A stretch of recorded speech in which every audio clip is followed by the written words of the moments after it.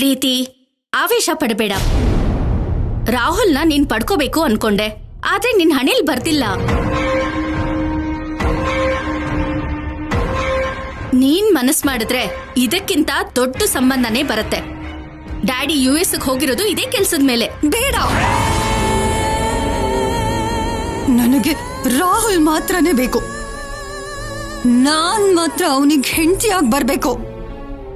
ಎಷ್ಟೇ ಸಂಬಂಧ ಬಂದ್ರು, ಎಷ್ಟೇ ದೊಡ್ಡವನು ನನ್ ಗಂಡ ಆದ್ರು, ನನ್ ಜೀವನ ಪೂರ್ತಿ ರಾಹುಲ್ ನನಗ್ ಮಿಸ್ ಆದ ಅನ್ನೋ ಫೀಲಿಂಗ್ ಅಲ್ಲಿ ನಾನ್ ಬದುಕಲ್ಲ.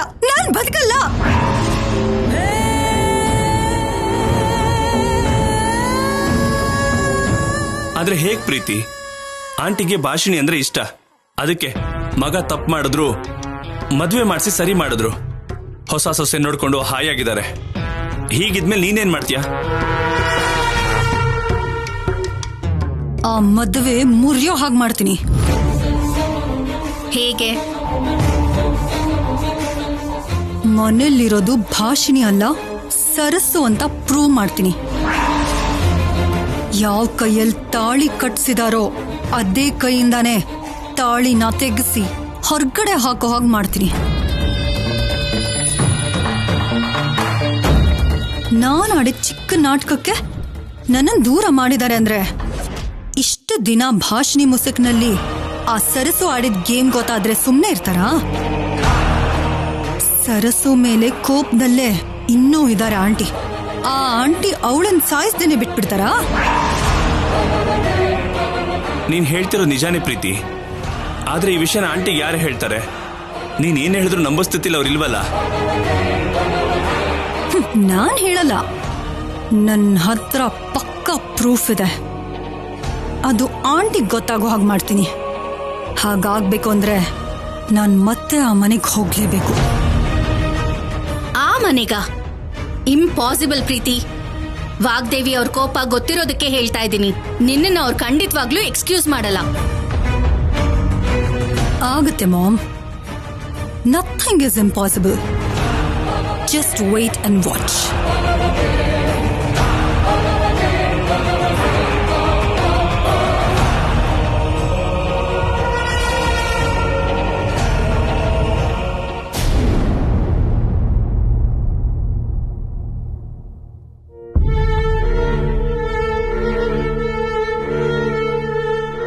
ನನಗ್ ಮಾತ್ರ ವಿಗ್ರಹದ ಮುಂದೆ ನಿಂತಿರೋ ಹಾಗಿಲ್ಲ, ಯಾವ್ದೋ ಕನ್ನಡಿಯಲ್ಲಿ ನೋಡ್ಕೋತಿರೋ ಹಾಗಿದೆ. ಈ ಕನ್ನಡಿನೇ ರಾಹುಲ್ ಅವ್ರಿಗೂ ನನ್ಗೂ ಮಧ್ಯೆ ಆಟ ಆಗಿರೋದು. ಎಷ್ಟೇ ಸಲ ಹೇಳಿದ್ರು ಅರ್ಥ ಮಾಡ್ಕೊಳ್ದೇನೆ ಇಲ್ಲ ಅಂತ ವಾದ ಮಾಡೋದಕ್ಕೆ ಕಾರಣ ಆಗಿದೆ. ಅಪಾಯದಿಂದ ಪಾರಾಗಿ ಜೀವಂತವಾಗಿ ವಾಪಸ್ ಬಂದ್ರೆ ನನ್ ಮೊಂಡು ಗಂಡ ಮಾತ್ರ ಜೀವ ಇಲ್ದೇ ಇರೋ ಈ ಗೊಂಬೆನೆ ಇನ್ನೂ ಪ್ರೀತಿಸ್ತಾ ಕೂತಿದ್ದಾರೆ. ಒಂದ್ ಕಡೆ ಪ್ರೀತಿ, ಇನ್ನೊಂದ್ ಕಡೆ ದೂರ. ಎರಡ್ ಕಡೆನೂ ಬಿಟ್ಟು ನನ್ನ ಹತ್ರ ಯಾವತ್ ಬರ್ತಾರೋ ರಾಹುಲ್ ಅವರು.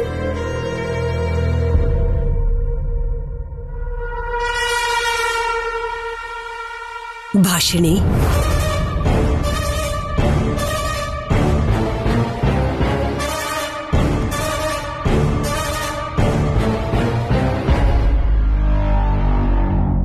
ಯಾಕಮ್ಮ, ಯಾಕಿವತ್ತು ಆ ವಿಗ್ರಹನ ದೃಷ್ಟಿಸ್ ನೋಡ್ತಾ ಇದೀಯಾ?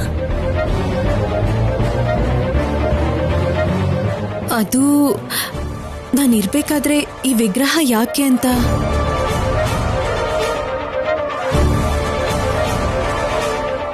ಅಂದ್ರೆ ಅದೇ ಮೇಡಮ್, ಹೆಂಡತಿಯಾಗಿ ನಾನು ಬಂದಿದ್ದೀನಲ್ವಾ, ಇನ್ನು ಯಾಕೆ ಹಳೇದನ್ನೆಲ್ಲ ಎದುರುಗಡೆ ಇಟ್ಕೋಬೇಕು ಅಂತ. ಈ ವಿಷಯದಲ್ಲಿ ಅವನನ್ನ ಬದಲಾಯಿಸೋದು ನಮ್ಮಿಂದ ಆಗ್ಲಿಲ್ಲಮ್ಮ.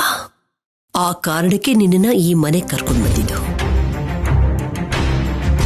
ಅಷ್ಟಕ್ಕೂ ಏನಿದೆಯೋ ಈ ಸರಸುನಲ್ಲಿ, ನಿನ್ನಲ್ಲಿರೋ ಒಂದೇ ಒಂದು ಒಳ್ಳೆ ಗುಣ ಕೂಡ ಇವಳಲ್ಲಿರ್ಲಿಲ್ಲ. ಎಲ್ಲ ಮೋಸ ಸುಳ್ಳುಗಳು, ಅದನ್ನು ಮೀರಿದ ಅವಿದ್ಯಾವಂತಿಕೆ. ನನ್ನ ಕಣ್ಣು ತಪ್ಪಿಸಿ ವಾಣಿ ಅನ್ನೋ ಹೆಸರಿನಲ್ಲಿ ನನಗೆ ಮೋಸ ಮಾಡ್ತಾ ಇದ್ಲು. ಏನೇನೋ ನಾಟಕಗಳು ಮಾಡಿ ನನ್ನ ಕೈಯಿಂದಲೇ ಶಬ್ಬಾಷ್ ಅನ್ನಿಸ್ಕೊಳ್ತಿದ್ಲು. Uneducated pool. ಸದ್ಯ ಸತ್ತೋದ್ಲು.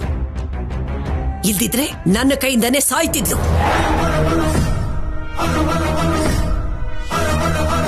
ಹೋಗ್ಲಿ ಬಿಡಿ, ಈಗ ವ್ಯಕ್ತಿ ಬಗ್ಗೆ ಯಾಕೆ?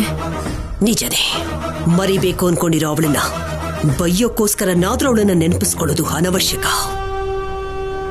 ಆದ್ರೆ ರಾಹುಲ್ ವಿಷಯದಲ್ಲಿ ನೀನು ಮಾಡಿದ್ದು ತುಂಬಾನೇ ದೊಡ್ಡ ಸಹಾಯ ಭಾಷಿಣಿ.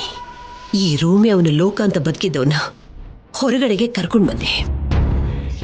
ಬೇರೆ ಯಾವ ಹುಡುಗಿಗೂ ಅವನ ಮನಸ್ಸಿನಲ್ಲಿ ಜಾಗನೇ ಇಲ್ಲ ಅಂತ ಅಂದ್ಕೊಂಡವನಿಗೆ ನೀನು ಹತ್ರ ಆದೆ. ಅವನ ಹೆಂಡತಿಯಾಗಿ ಸ್ಥಾನವನ್ನ ಪಡ್ಕೊಂಡೆ. ನಿಜ ಹೇಳ್ಬೇಕು ಅಂದ್ರೆ ಇದು ನಿನ್ನ ಗೆಲುವು ಭಾಷಿಣಿ. ಇಲ್ಲಿವರೆಗೂ ಬೈದಿದ್ದು ನನ್ನನ್ನೇ, ಈಗ ಹೊಗಳ್ತಿರೋದು ನನ್ನನ್ನೇ.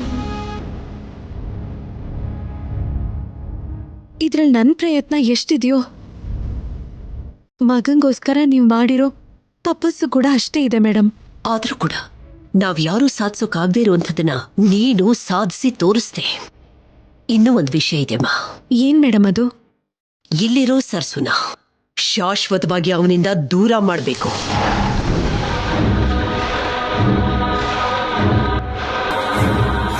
ಇಲ್ಲ ಅಂದ್ರೆ ಏನ್ ಮೇಡಮ್? ಇಲ್ಲಿ ಅಂದ್ರೆ ಈ ರೂಮಲ್ಲಿ, ನನ್ನ ಮಗನ ಮನಸ್ಸಿನಲ್ಲಿ ಒಬ್ಳು ಹೆಂಡತಿಯಾಗಿ ನಿನ್ನ ಗಂಡನ ಮನಸ್ಸಿನಲ್ಲಿ ನೀನು ಮಾತ್ರನೇ ಇರಬೇಕು. ಯಾವ ಪರಸ್ತ್ರೀಗೂ ಕೂಡ ಸ್ಥಾನ ಇರಕೂಡ್ದು. ಇಷ್ಟಾದ್ರೂ ಕೂಡ ರಾಹುಲ್ ಮಾತ್ರ ಇನ್ನೂ ಆ ಸರಸು ಆಲೋಚನೆಯಲ್ಲೇ ಜ್ಞಾಪಕದಲ್ಲೇ ಬದುಕ್ತಾ ಇದ್ದಾನೆ. ಆ ಬದಲಾವಣೆಗೆ ಶ್ರೀಕಾರ ಹಾಕಬೇಕಾಗಿರೋದು ನೀನೇ. ಆ ನೆನಪುಗಳನ್ನ ಶಾಶ್ವತವಾಗಿ ತೆಗೆದುಹಾಕೋ ಜವಾಬ್ದಾರಿ ಇರೋದು ಕೂಡ ನಿನಗೇನೆ. ನಿನ್ನನ್ನು ಕೇಳ್ಕೊಳ್ಳೋದಿಷ್ಟೇ, ನನ್ನ ಮಗ ರಾಹುಲ್ ಮನಸ್ಸಿನಲ್ಲಿರೋ ಆ ಸರ್ಸುನ ನೀನು ತೆಗೆದುಹಾಕಬೇಕು. ನನ್ನ ಸೊಸೆ ಹೇಗಿರ್ಬೇಕು ಅಂತ ನಾನು ಅಂದ್ಕೊಂಡು ಅಷ್ಟೂ ಗುಣಗಳು ಇರ್ತಕ್ಕಂಥ ಈ ಭಾಷಿಣಿ ಮಾತ್ರನೇ ನನ್ನ ಮಗನಿಗೆ ಹೆಂಡತಿಯಾಗಿರ್ಬೇಕು. ನೀನು ಮಾಡೇ ಮಾಡ್ತೀಯ, ಆ ನಂಬಿಕೆ ನನಗಿದೆ. ಯಾಕೆ ಮೇಡಮ್ ಅಷ್ಟೊಂದು ನಂಬಿಕೆ? ಯಾಕೆಂದ್ರೆ ಸರ್ಸು ಹಾಗೆ ಮೋಸ ಮಾಡೋದಕ್ಕೆ ಅಂತ ನೀನು ಇಲ್ಲಿಗೆ ಬರಲಿಲ್ಲ, ಸಹಾಯ ಮಾಡೋದಕ್ಕೆ ಅಂತ ಬಂದೆ. ನೀನು ನನ್ನ ಮಾತನ್ನು ಕೇಳ್ತೀಯ, ನನ್ನ ಮಾತಿಗೆ ಯಾವತ್ತೂ ನೀನು ವಿರುದ್ಧವಾಗಿ ನಡ್ಕೊಳ್ಳಲ್ಲ. ಅಷ್ಟು ಮಾತ್ರ ಅಲ್ಲ, ಅವಳು ಅವಿದ್ಯಾವಂತೆ, ಆದ್ರೆ ನೀನು ಸ್ಪೋಕನ್ ಇಂಗ್ಲಿಷ್ ಇನ್ಸ್ಟಿಟ್ಯೂಟ್ನ ರನ್ ಮಾಡ್ತಿರೋಳು. ಇಷ್ಟು ಸಾಲಲ್ವಾ ನಿನ್ನ ಮೇಲೆ ತುಂಬಾ ನಂಬಿಕೆ ಬರೋಕೆ? ಸರಿ ಮೇಡಮ್.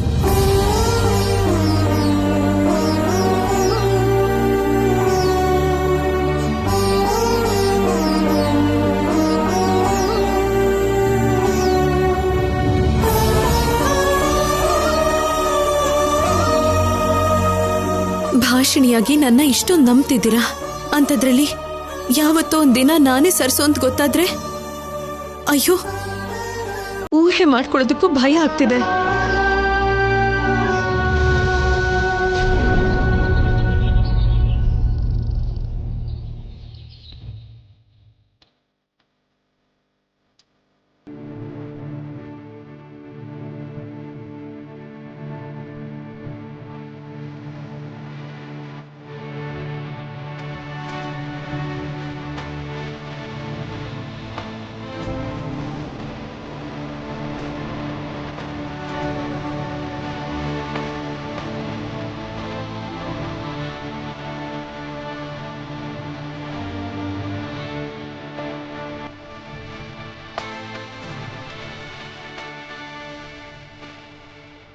ಭಾಷಿಣಿ,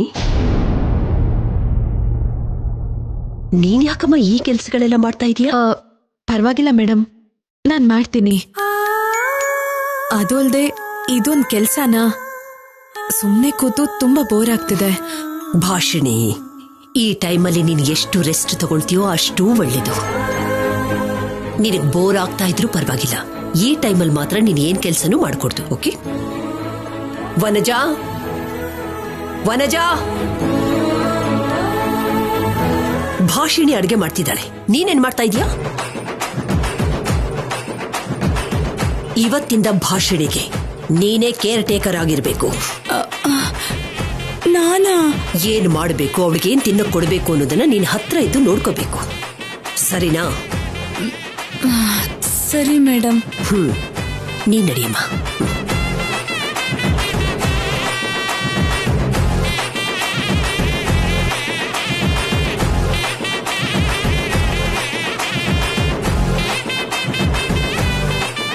ನನ್ನ ಕರ್ಮಕ್ಕೆ ಈ ಕೆಲ್ಸದೋಳ್ ಕೆಲ್ಸ ಕೂಡನಾ?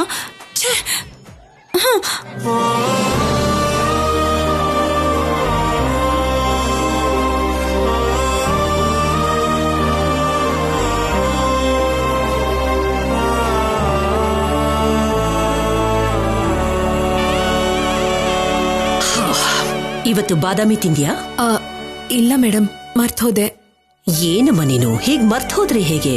ಇರು, ತಗೊಂಡು. ಮೇಡಮ್ ಮೇಡಮ್, ನೀವು ಕೂತ್ಕೊಳ್ಳಿ, ನಾನ್ ತಗೊಂಡ್ ಬರ್ತೀನಿ.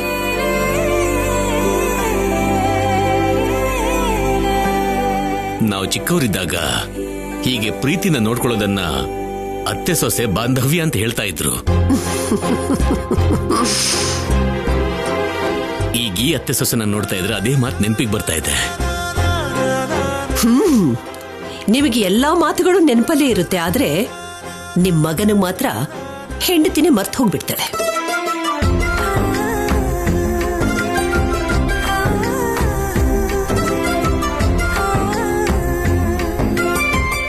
ಮ್ಯಾಮ್, ನಾನೇನು ಮರ್ತ್ ಹೋಗಿಲ್ಲ ಮೇಡಮ್. ಹೌದು ಮೇಡಮ್, ನಿಜಾನೇ. ನಿಮ್ ಮಗಂಗೆ ಅಗತ್ಯ ಇರೋದನ್ ಬಿಟ್ಟು ಎಲ್ಲ ನೆನ್ಪಿರುತ್ತೆ. ಇವಾಗ ಏನಾಯ್ತು? ಏನಾಯ್ತಾ? ಅವಳ ಫುಡ್ ಬಗ್ಗೆ ಏನಾದ್ರೂ ಗಮನ ಕೊಟ್ಟಿದ್ಯಾ ನೀನು? ಹಾಲು ಕುಡಿಯೋಕ್ ಕೊಟ್ರೆ ಅದನ್ನ ಅಲ್ಲಿಟ್ಬಿಟ್ಲು. ಬಾದಾಮಿನಂತೂ ತಿನ್ನೋದಕ್ಕೆ ಮರ್ತೇ ಬಿಟ್ಟಿದ್ದಾಳೆ. Sorry madam. ಸಾರಿ ಹೇಳಿ ಎಸ್ಕೇಪ್ ಆಗೋದಕ್ ನೋಡ್ಬೇಡ, ಮತ್ತೆ ರಿಪೀಟ್ ಮಾಡ್ಕೊಡ್ದು. ಓಕೆ? ಸರಿ ಮೇಡಮ್. ಮನುಷ್ಯರು ದಿನಗಳು ಇಷ್ಟು ಬೇಗ ಬದಲಾಗತ್ತೆ ಅಂತ ಅನ್ಕೊಂಡಿರ್ಲಿಲ್ಲ. ಇಷ್ಟು ದಿನ ಎಡಮುಖ ಬಲಮುಖದ ಹಾಗಿದ್ದ ತಾಯಿ ಮಗ ಇವಾಗ ಮುಂಚಿನ ತರನೇ ಮಾತಾಡ್ಕೋತಾ ಇದ್ದೀರಾ. ಮದ್ವೆನ ಹೆಂಡತಿನ ದ್ವೇಷಿಸ್ತಿದ್ದವನು ಬಂಗಾರದಂತ ಭಾಷಣಿನ ಸೊಸೆಯಾಗಿ ಕರ್ಕೊಂಡ್ ಬಂದಿದ್ದಾನೆ.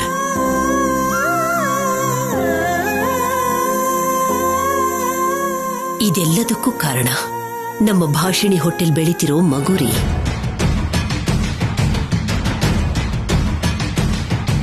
ಇನ್ನು ಸ್ವಲ್ಪ ದಿವಸದಲ್ಲಿ ಭೂಮಿಗೆ ಬರುತ್ತಲ್ಲ, ವಾರಸ್ದಾರನೋ ಹಾಗೇನಾದ್ರೂ ನಿಮ್ ಮಗನ ಮುಖದಲ್ಲಿ ಬದಲಾವಣೆ ಬರುತ್ತೋ ಏನೋ ಅಂತ ನೋಡೋಣ.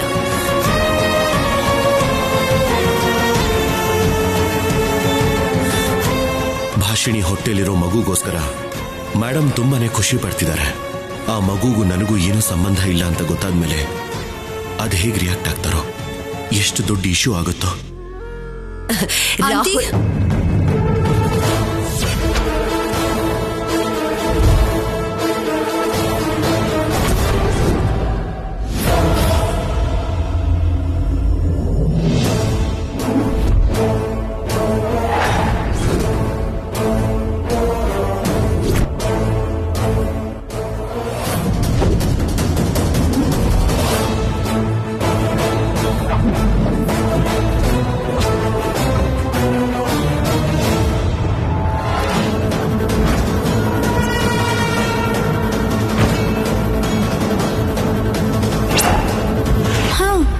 ಇವಳೇನೋ ಕಳ್ನಾಟಕ ಆಡೋಕ್ ಬರ್ತಿದ್ದಾಳೆ, ಮನೇಲಿ ಪರ್ಮನೆಂಟ್ ಆಗಿ ಸೆಟ್ಲ್ ಆಗ್ಬಿಡ್ತಾಳೆ. ಆಗ ನಾವೇ ರಾಣಿ, ನಾವೇ ರಾಜ, ನಾವೇ ಮುಖ್ಯಮಂತ್ರಿ. ಆಂಟಿ ಆಂಟಿ, ನನ್ನ ಕ್ಷಮಿಸ್ಬಿಡಿ ಆಂಟಿ.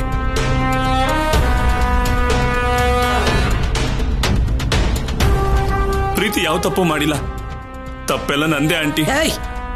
ಮತ್ತ್ಯಾಕ್ ಬಂದ್ರಿ ಇಲ್ಲಿಗೆ?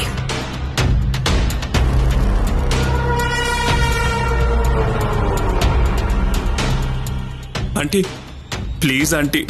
ಎದ್ದಾಳೋ. ತಪ್ಪೆಲ್ಲ ನಂದೇ ಆಂಟಿ. ರಾಹುಲ್ ಅಂದ್ರೆ ಪ್ರೀತಿಗೆ ತುಂಬಾ ಇಷ್ಟ.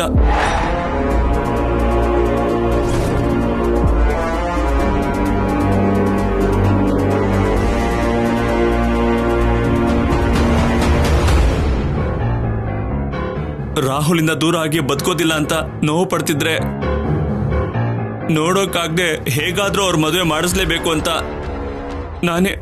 ನಾನೇ ಎಲ್ಲ ಪ್ಲಾನ್ ಮಾಡಿದೆ ಆಂಟಿ.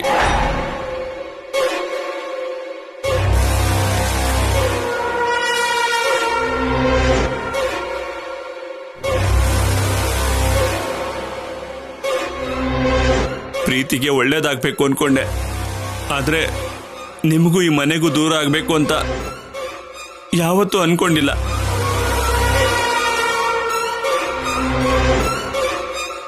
ನನಗೆ ನೀವು ಯಾವ ಶಿಕ್ಷೆ ಕೊಟ್ಟರೂ ಪರವಾಗಿಲ್ಲ, ಆದ್ರೆ ನನ್ನ ತಂಗಿನ ಮಾತ್ರ ಕ್ಷಮಿಸಿ ಆಂಟಿ, ಪ್ಲೀಸ್. ತಪ್ಪು ನಿಂದೆ ಆದ್ರೂ ಈ ಪ್ಲಾನ್ ನ ಸಕ್ಸಸ್ ಮಾಡಿದ್ದು, ಎಲ್ರ ಜೊತೆ ನಾಟಕ ಮಾಡಿದ್ದು, ನನ್ನನ್ನ ನಂಬಿಸಿದ್ದು, ಮೋಸ ಮಾಡಿದ್ದು ಈ ನಿನ್ನ ತಂಗಿನೇ ಅಲ್ವಾ? ಹೇಗ್ ಕ್ಷಮಿಸೋದಕ್ಕೆ ಸಾಧ್ಯ?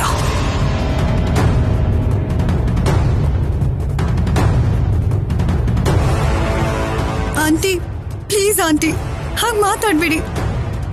ಬೇಡ ಅಂತ ಎಷ್ಟು ಹೇಳಿದ್ರು ಇವನೇ ಕೇಳ್ದೇನೆ ನಾನು ಒಪ್ಪಿಸ್ದ. ಆದ್ರೆ ಆ ಕೆಲಸ ಮಾಡಿದ್ಮೇಲಿಂದ ನಾನು ಎಷ್ಟು ಗಿಲ್ಟಿ ಫೀಲ್ ಆಗ್ತಿದ್ದೀನೋ ಆ ದೇವ್ರಿಗೆ ಬಿಟ್ರೆ ಯಾರಿಗೂ ಗೊತ್ತಿಲ್ಲ ಆಂಟಿ. ನಾನು ಯಾರು ಅಂತ ಗೊತ್ತಿಲ್ಲದೆ ಇರೋರು ತಪ್ಪು ಮಾಡಿದ್ರೆ ಕ್ಷಮಿಸ್ತೀನಿ ಹೊರತು, ನನ್ನ ಬಗ್ಗೆ ಎಲ್ಲ ಗೊತ್ತಿದ್ದ ನೀನು ನನ್ನ ಮಗನ ಮೇಲೆ ಆಪಾದನೆ ಹಾಕಿ ನನ್ನ ಮರ್ಯಾದೆನ ತೆಗಿತಾ ಇದ್ರೆ ಕ್ಷಮಿಸ್ಬೇಕು ಅನ್ನೋ ಆಲೋಚನೆ ಕೂಡ ನನಗೆ ಬರೋದಿಲ್ಲ. ಕಾಣಿಸ್ತಿರೋ ಆ ದೇವರ ಮೇಲೆ ಆಣೆ, ಕಾಣಿಸೋ ದೇವತೆ ಅಂತ ನಿಮ್ಮ ಮೇಲೆ ಆಣೆ ಆಂಟಿ. ನಮ್ಮ ಅಣ್ಣನ ಮಾತಕ್ಕೆ ಪ್ರವೋಕ್ ಆಗಿ ಆ ನಾಟಕ ಆಡದ್ನೇ ಹೊರತು ನಿಮ್ಮಲ್ಲಿ ಮೋಸ ಮಾಡ್ಬೇಕು ಅಂತ ಅಲ್ಲ. ಏನ್ ಮಾಡಿದ್ರೆ ಏನಾಗುತ್ತೆ ಅಂತ ಗೊತ್ತಿಲ್ದಿರೋ ಅಷ್ಟು ಚಿಕ್ಕ ಹುಡುಗಿ ಏನಲ್ಲ ಪ್ರೀತಿ ನೀನು. ಅವತ್ತು ನಿನ್ನ ಅಳುನ ನಂಬಿನೇ ತಾನೆ ನಮ್ ಮೇಡಮ್ ನನ್ನನ್ನ ಅನುಮಾನಿಸಿದ್ದು. ಅಂಥದ್ರಲ್ಲಿ ಈ ಅಳು ನಾಟಕ ಅಲ್ಲ ಅಂತ ಹೇಗ್ ನಂಬು ಅಂತ ಹೇಳ್ತೀಯ?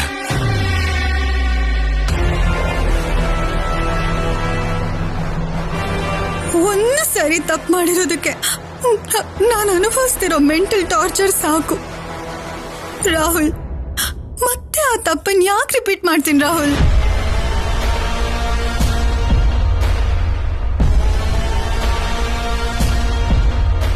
ಏನೋ ಅದು ಅಭ್ಯಾಸ ಆಗಿ ಬದಲಾಗಿದ್ಯೇನೋ, ನಮ್ಗೇನ್ ಗೊತ್ತು. ರಾಹುಲ್ಗೋಸ್ಕರನೇ ಮತ್ತೆ ಹೀಗೆ ಮೊಸಳೆ ಕಣ್ಣೀರ್ ಹಾಕ್ತಿದ್ಯೇನೋ. ಏನ್ ಭಾಷಿಣಿ ನೀನ್ ಕೂಡ? ನೀನಿವಾಗ ರಾಹುಲ್ ಹೆಂಡತಿ. ನನಗ್ ಸಿಗದೆ ಇದ್ರು ರಾಹುಲ್ ನಿನ್ ಜೊತೆ ಸಂತೋಷವಾಗಿದ್ರೆ ಸಾಕು ಅಂತ ನಾನು ಯಾವಾಗ್ಲೂ ಅನ್ಕೋತೀನಿ ಹೊರತು ಬೇರೆ ಯಾಕೆ ಯೋಚನೆ ಮಾಡ್ತೀನಿ ಹೇಳು?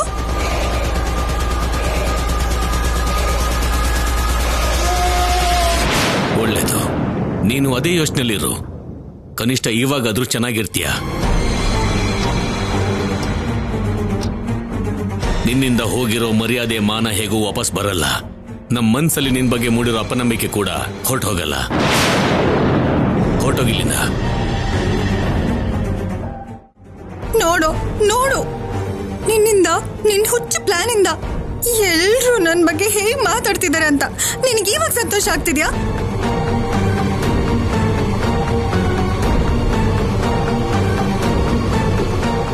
ಈ ಪ್ರೀತಿ ಅಂದ್ರೆ ಇದು ಒಳ್ಳೆತನ, ನಂಬಿಕೆ ಪೂರ್ತಿ ಪೂರ್ತಿ ನಾಶ ಮಾಡ್ಬಿಟ್ಟಿಯಲ್ಲೋ.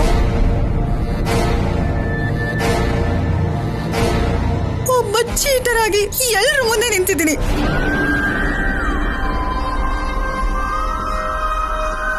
ಪ್ರೀತಿ, ಏನಾದ್ರೂ ಇದ್ರೆ ನೀವು ನಿಮ್ ಮನೇಲಿ ಮಾತಾಡ್ಕೊಳ್ಳಿ.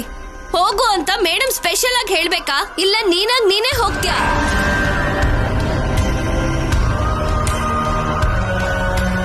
ಹೋಗ್ತೀನಿ ನವ್ಯ, ಆದ್ರೆ ಹೋಗೋಕ್ ಮುಂಚೆ ಆಂಟಿ ಕ್ಷಮಿಸಿದೀನಿ ಅಂತ ಒಂದು ಮಾತು ಹೇಳಿದ್ರೆ ಸಾಕು. ಅದು ಆಗದೆ ಇರುವಂತ ಕೆಲಸ. ನೀನೇನು ಹೊರಡಬಹುದು. ಆಂಟಿ, ನಿಮಗ್ ದೂರ ಆಗೋದನ್ ಬಿಟ್ಟು ಯಾವ ಶಿಕ್ಷೆ ಕೊಟ್ರು ಅನುಭವಿಸ್ತೀನಿ.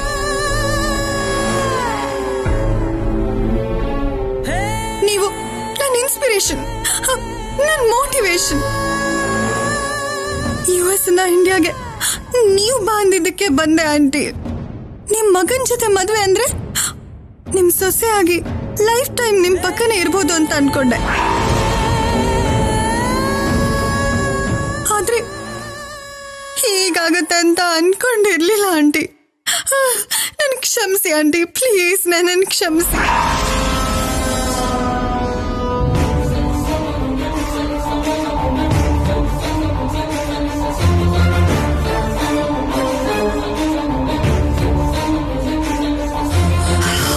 ಅದೇ ನಿನ್ನ ಪ್ರಾಬ್ಲಮ್.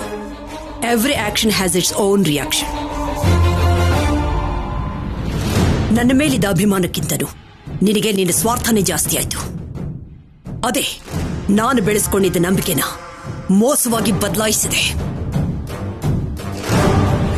ಒಂದು ಸಾರಿ ಮೋಸ ಹೋದ ಮೇಲೆ ಇನ್ನು ಶಿಕ್ಷಿಸೋದನ್ನ ಬಿಟ್ರೆ ಕ್ಷಮಾಪಣೆ ಇರೋದಿಲ್ಲ.